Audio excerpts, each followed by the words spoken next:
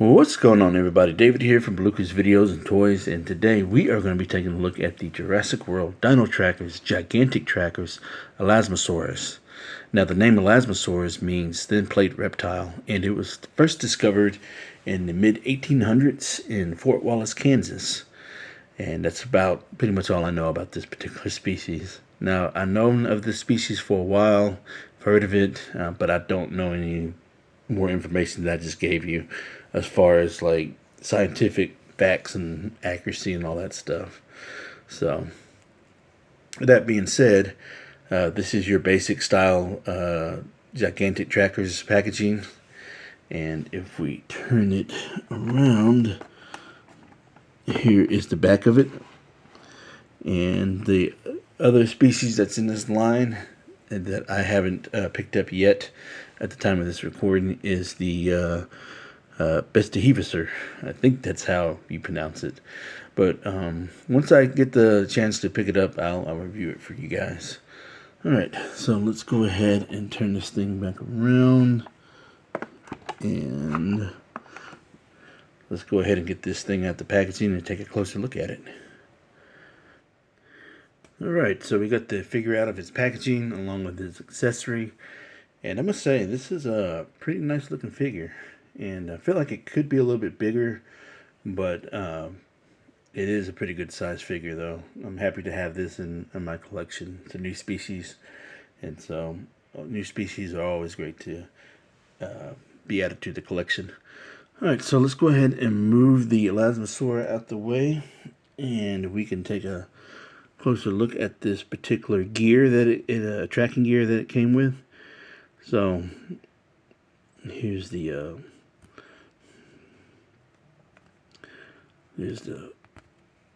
belt that you attach it to. So I'm assuming it goes like this. But anyway, so this is just a big piece of rubber. You know, it's soft, pliable plastic or rubber. You know, that's what it feels like. But it's a great design though. So it looks like over here, these are like the little cameras or something, whatever you want it to be. And not bad, you know, nothing too special. Just something that goes on a dinosaur if you choose to, or marine reptile, should I say, if you choose to put it on it.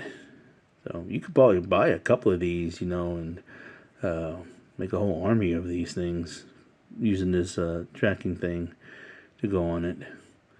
But like I said, it's nice little details, not too much, you know, just all black, no paint or anything on it, extra paint, nothing like that. But it does look nice though. Alright, so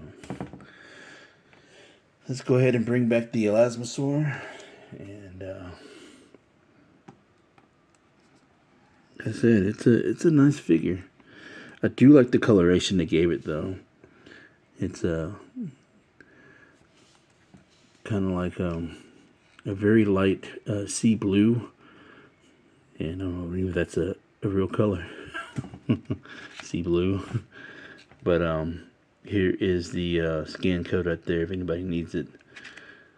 And they did a pretty okay job on this side, blended it in, but it's got that little gap right there that you can see.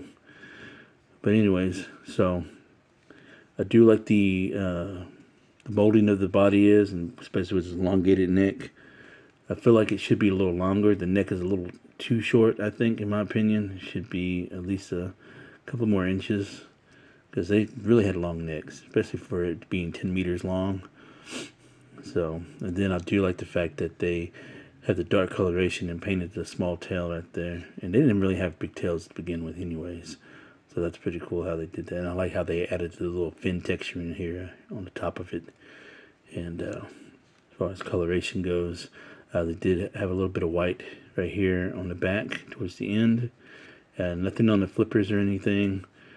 They got the creamy texturing under half the underbelly and neck all the way down here.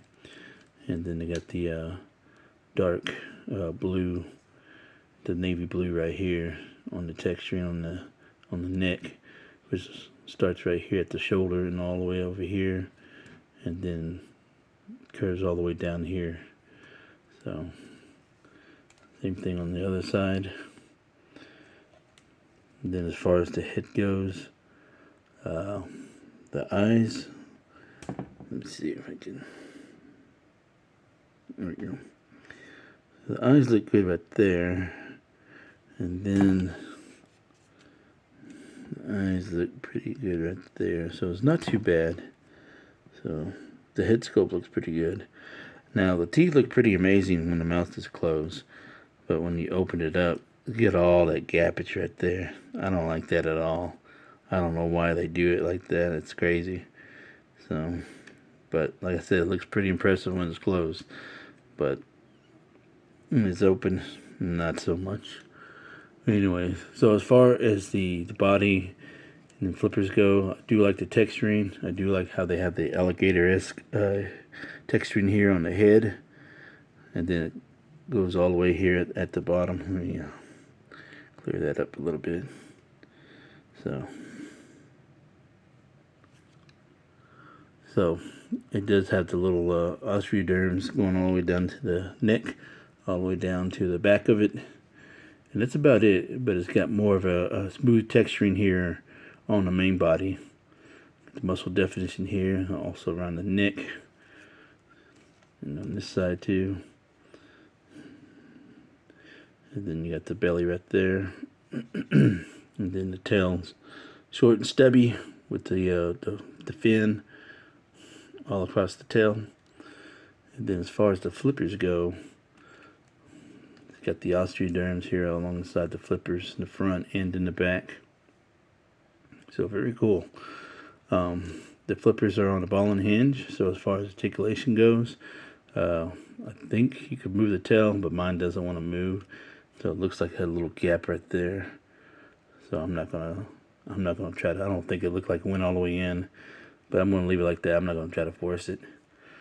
So, but as far as the flipper goes, like I said, they're on a ball and hinge, so you can rotate them all the way around, and then same on this side too as well.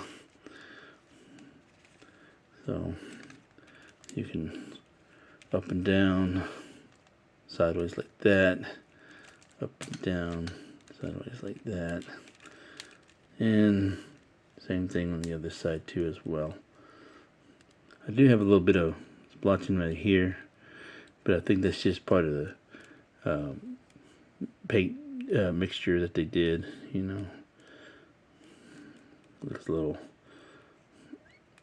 like somebody dripped something there, like paint. But anyways, but yeah, I do like the fins on here. They look really nice, and so you can have them do all kinds of stuff like this, or vice versa. So it is believed that like these flap on the opposite direction, like these were up and these were down, so it looks like they were swimming like that. So, which is pretty cool. And so as far as the articulation goes, there's two buttons right, not articulation, but the action feature, my bad. So there's two buttons right there, and on the right side, the head goes all the way down, the neck goes down like that. And then the other button that's on the left side, it makes it go sideways.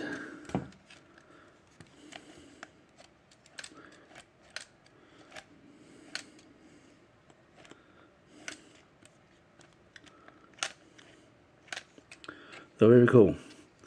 And as far as the tracking gear goes, I think he would put it like this, or it could be the other way around.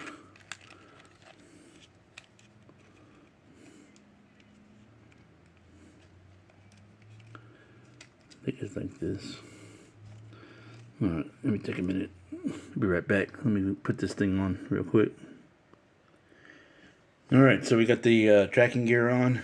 I must say, The bottom piece is not very sturdy, and it doesn't attach too well, so it likes to tend to come off fairly easy, but this part is pretty easy.